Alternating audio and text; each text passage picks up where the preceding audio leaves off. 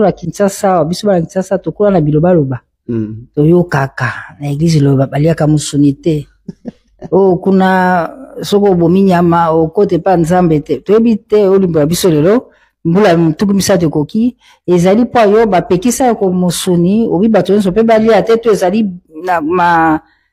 nzambe albetela ke lisolo wa. Oh nakoloba est-ce que bato wana nyonso bazana kati o batonda kana martyr o baza monde entier ba pays nyonso plein même à Samba de Basso to kelelo et vous allez plein même nini stade Angola vous allez plein même Afrique du Sud alors bato nyonso wana bazaka bizengi biso zotangana ba église ali lobezali to ezali plein na ville moko ekozala 3 4 5 10 na ville moko awela le 360 cellules locales bon na mokili ya biso mobimba 27 na ba 27 pays alors bato nyonso na bongi bazondimela même ba pays baza le plus athée otala Gabon so yebisi bandinga na ke otala ngaka ba kobetela maboko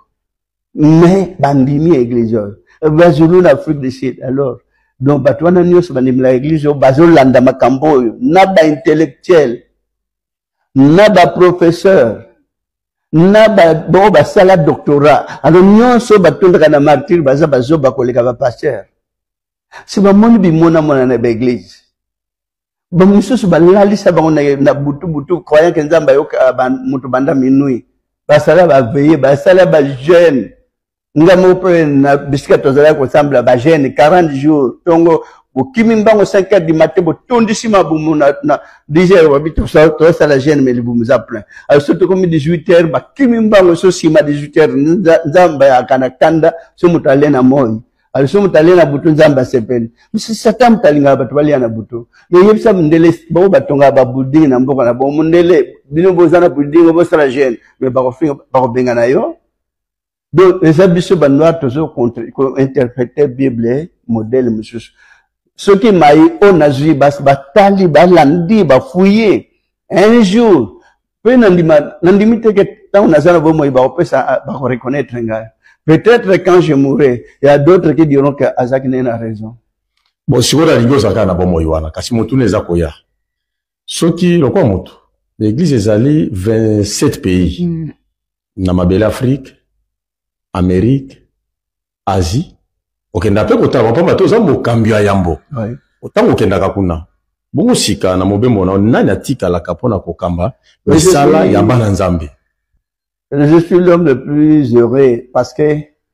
on dit kokamba église dans le monde entier 27 pays mais ka moto ezo kambango même confusion on ba sala ba sala église na musa nzambe l'église ba yikola na école mais il y a aussi les chansons mutakani andimika comme musala santé